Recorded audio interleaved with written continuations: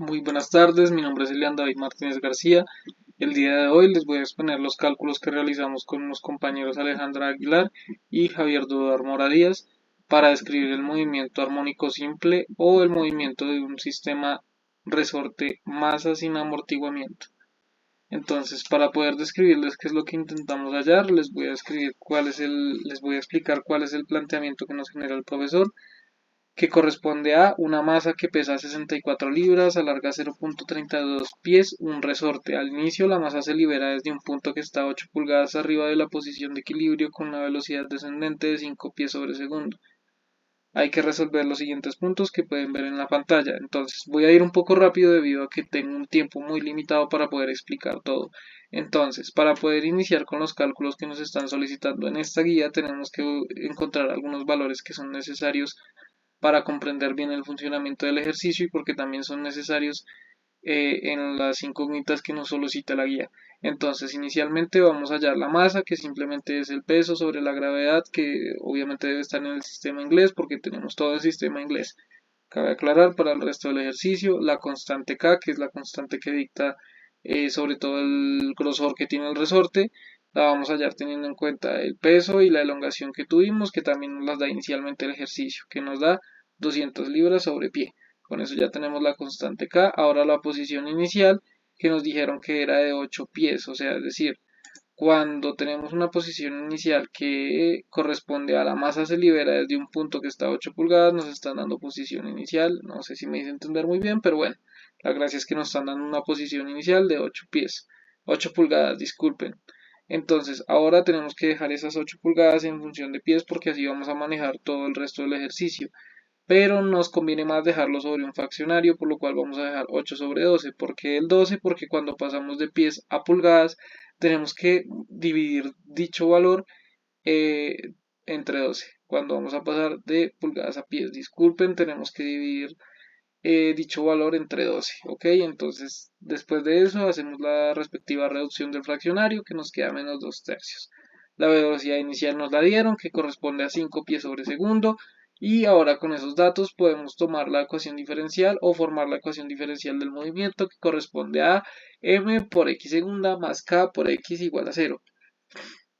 Posteriormente vamos a intentar transformar esa ecuación diferencial en la forma canónica para poder proceder con el ejercicio.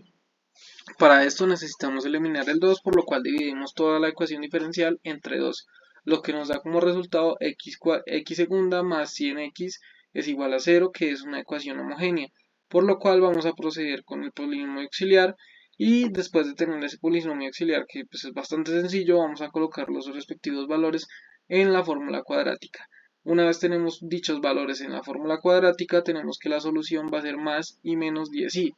Por el tipo de solución que nos está presentando, tenemos que tener en cuenta la fórmula C1 coseno de beta más C2 coseno de teta. Si no estoy mal, si no recuerdo mal la fórmula.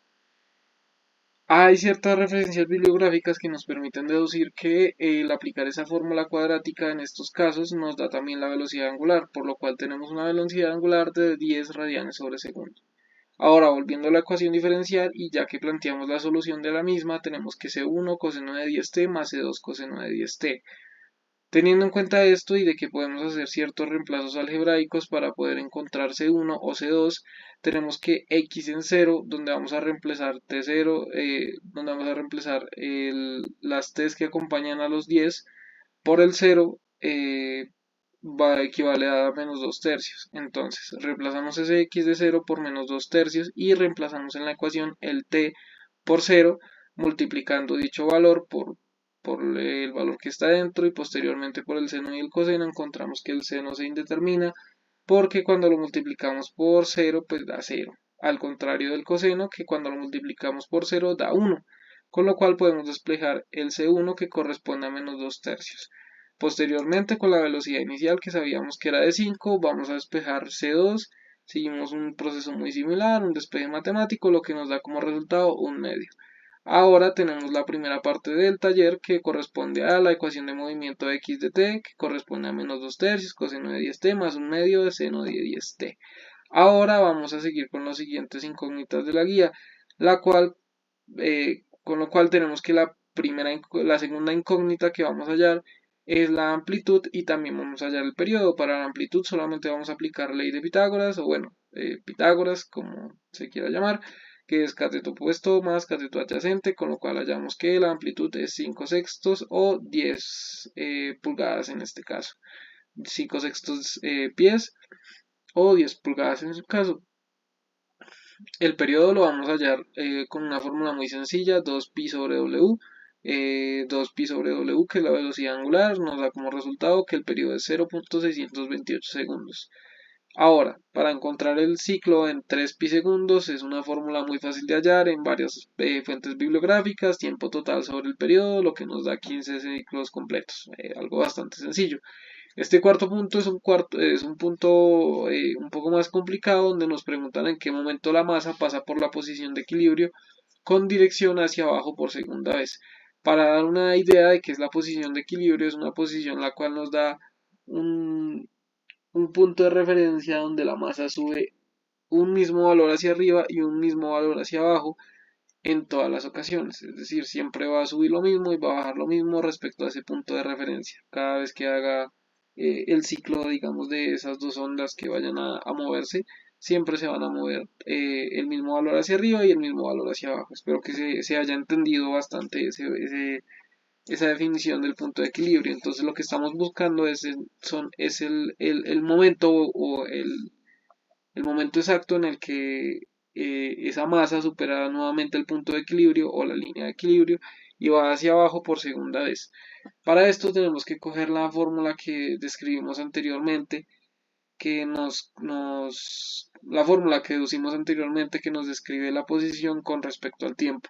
Esta fórmula la vamos a igualar a cero y con un despeje bastante sencillo vamos a hallar phi, que es un ángulo bastante importante o bueno, una variable bastante importante en el resto de fórmulas aquí adelante. Despejando pi tenemos que eso va a ser igual a cotangente 4 tercios. Con esto vamos a hallar lo que sería la primera bajada que tiene el objeto con respecto al punto de equilibrio o a la línea de equilibrio, o bueno, como se le quiera realmente llamar.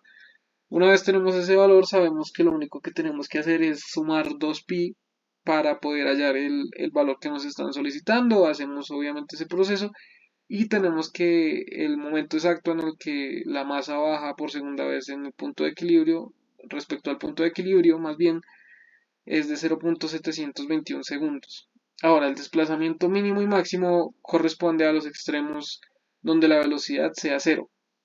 ¿Por qué la velocidad tiene que ser cero para que encontremos los mínimos y máximos? Para esto me voy a basar un momento en lo que sería el simulador.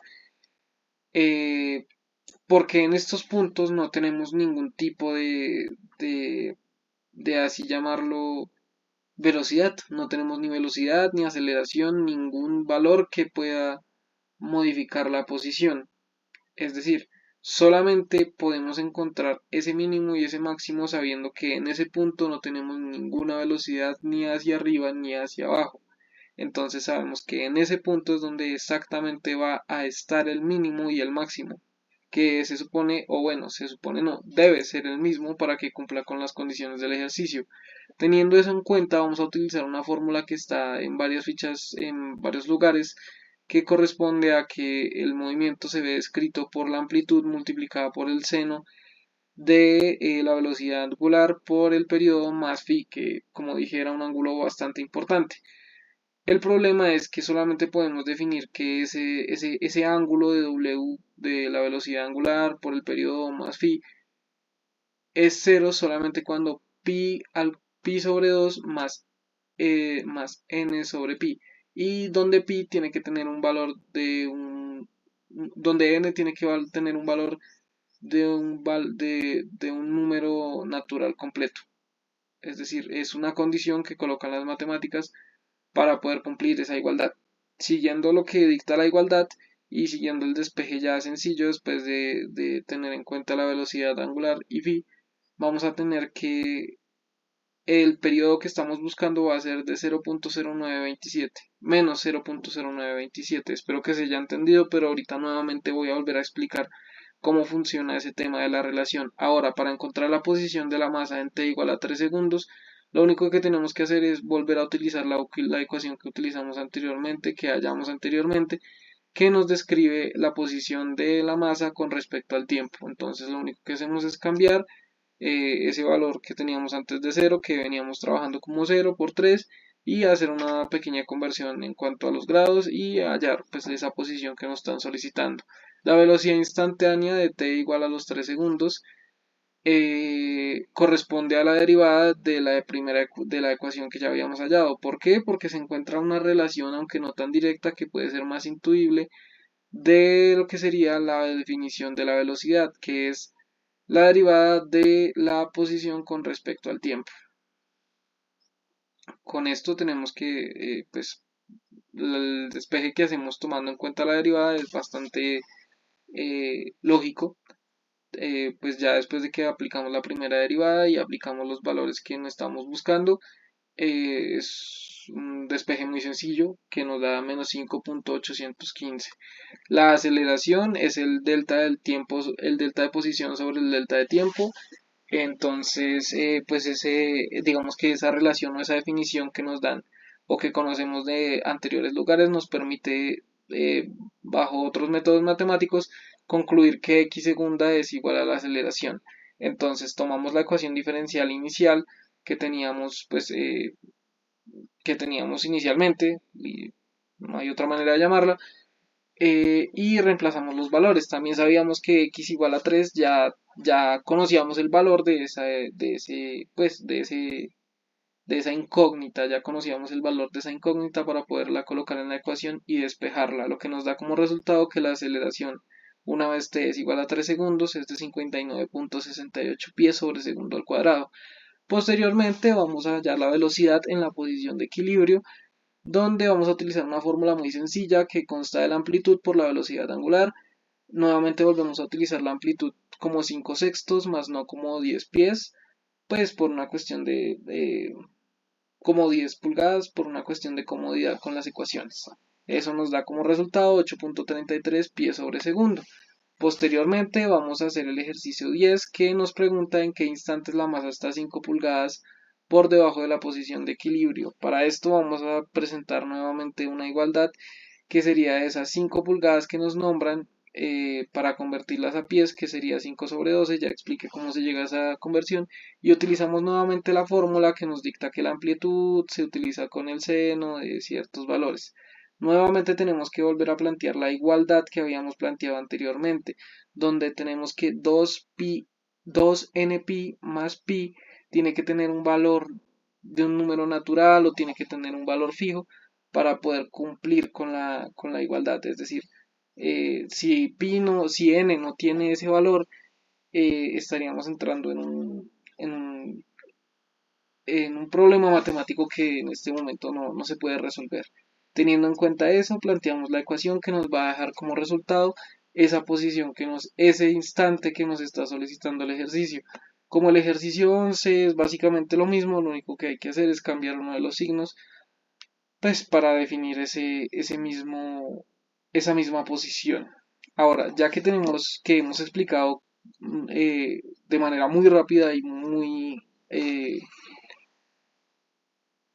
afanada, por así llamarlo, los valores de donde los sacamos, tenemos en cuenta los simuladores que nos fueron solicitados. En este caso no voy a ir muy a fondo con los simuladores porque no tengo el tiempo, pero utilizamos 3 simuladores. Este es el primer simulador, es un simulador donde tenemos unos valores más libres, donde no tenemos podemos utilizar los valores del ejercicio, pero tenemos otros valores más libres para poder definir ciertas cosas y para poder comparar con el otro modelo matemático que tenemos, donde podemos variar el tiempo, la amplitud de la onda, la constante, etcétera, de valores. Y pues tenemos digamos que este simulador, por así llamarlo, que nos permite eh, adecuar un poco más algunos valores para compararlos con los otros simuladores que tenemos.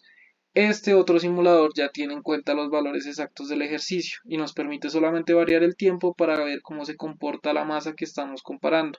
Como se puede ver, lo voy a hacer un poco más despacio. Lo que podemos analizar es ese mismo movimiento que se supone debe tener la masa cuando la sometemos